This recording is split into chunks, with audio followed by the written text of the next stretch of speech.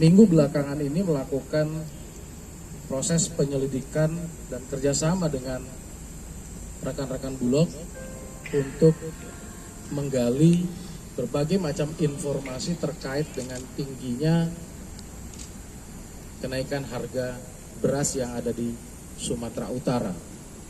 Berdasarkan hasil penyelidikan yang dilakukan, tanggal 20 Februari 2024, kita mendapatkan dugaan adanya satu pengusaha nakal yang ingin mendapatkan kuota beras komersial dengan menggunakan dokumen palsu. Jadi modus operandi yang dilakukan adalah menggunakan dokumen palsu. Dokumen palsu yang digunakan adalah dokumen kilang padi saudara Parino. Kilang padi saudara Parino ini adalah rekanan daripada Bulog yang sudah terdaftar di Bulog.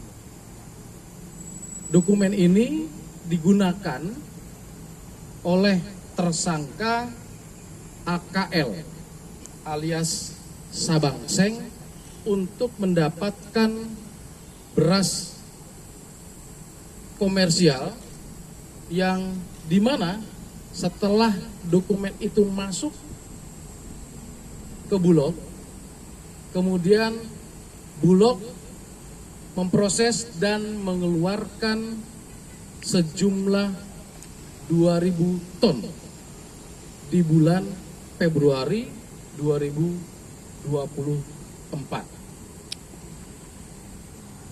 Berdasarkan penyelidikan yang dilakukan, bahwa tersangka AKL ini tidak memiliki perusahaan yang bergerak di bidang penggilingan padi. Sedangkan prosedurnya untuk mendapatkan beras itu harus memiliki kilang padi, penggilingan padi. Jadi hasil penyelidikan yang dilakukan oleh teman-teman dari Direktorat Kriminal Khusus Polda Sumatera Utara bahwa tersangka AKL ini tidak memiliki perusahaan yang bergerak di bidang penggilingan kilang padi. Adapun tersangka adalah sebagai pengusaha yang selama ini sebagai pengusaha distributor beras dan gula di Sumatera Utara. Jadi kita bisa katakan bahwa pelaku atau pengusaha ini adalah pengusaha nakal yang tentu kepentingannya adalah mencari keuntungan. Kemudian proses yang saat ini dilakukan, penyidik bekerja tentu dengan cermat, dengan hati-hati agar proses yang dilakukan itu tepat sasaran.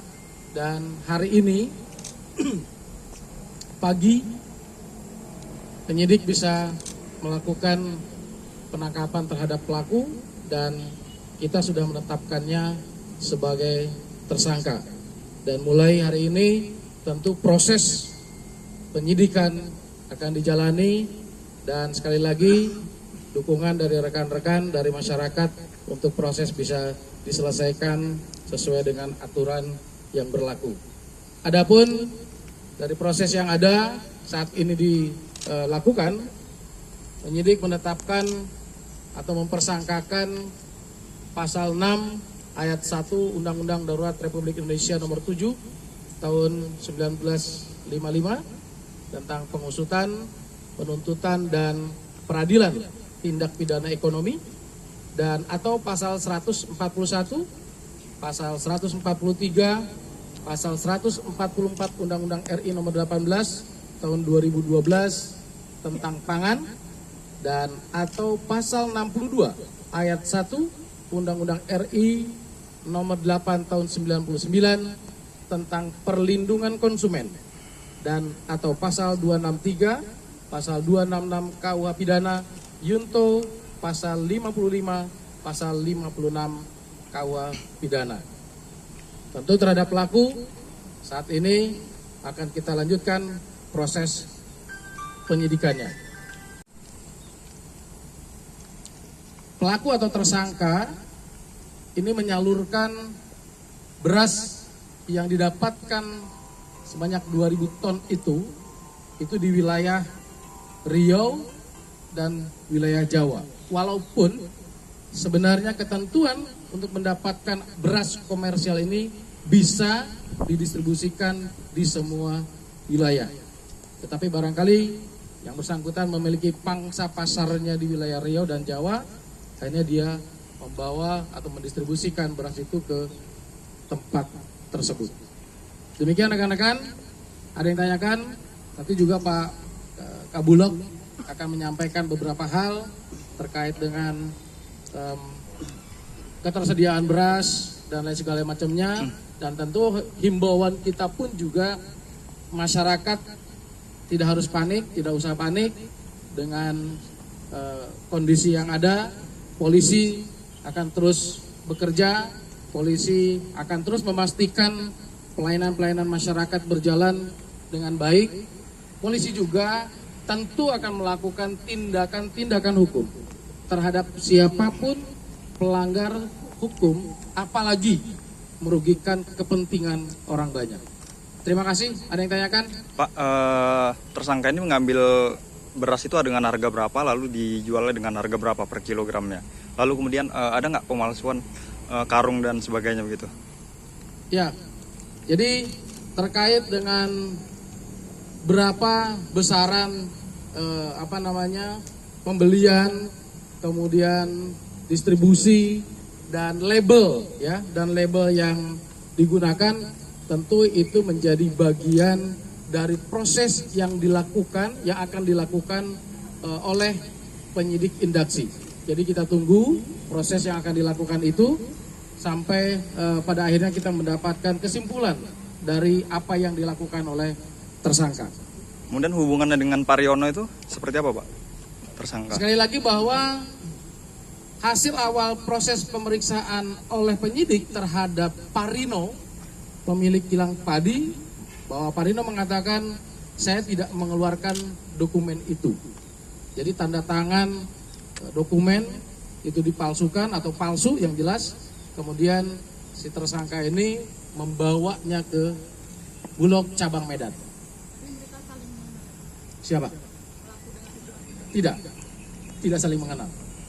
Pak Kabit, ada dokumen yang dipalsukan, berarti ada dokumen asli yang dia tiru. Bagaimana dia mendapatkan dokumen asli ini dan apakah tidak ada perbedaan sehingga beras itu bisa keluar? Ya, ini yang nampak terlihat dari tanda tangannya. Tentu yang lain-lainnya akan menjadi bagian dari proses penyelidikan secara komprehensif oleh penyidik. Untuk dokumen yang dia tiru asalnya dari mana? Dokumen yang dia tiru sehingga itu bisa dipalsukan. Contoh yang dia tiru. Asal gimana maksudnya? Dia kan meniru dokumen sehingga dokumen itu jadinya palsu. Tentu ada dokumen aslinya. Dokumen asli yang dia tiru itu sumber dari mana? Ini yang kita dalami. Yang tadi saya bilang. Apakah Parino ini relasi dari apa? Bulog? Yang tadi saya bilang, Parino ini distributor, tapi bukan berarti ada relasi dan segala macam, tidak. Palsu terkait dengan mendapatkan kuota beras komersil. Rekan-rekan, sebagaimana yang kita ketahui bersama bahwa akhir-akhir ini kita ketahui terjadi peningkatan atau tingginya harga beras yang berada di pasaran. Tentu atas dasar itu polisi, dalam hal ini Polda Sumatera Utara, bekerja sama dengan Bulog Divre Sumatera Utara dan stakeholder terkait melakukan berbagai langkah. Kita ada Satgas Pangan, di mana di dalamnya terdapat dinas dan instansi terkait. Download Tribun X sekarang, menghadirkan lokal menjadi Indonesia.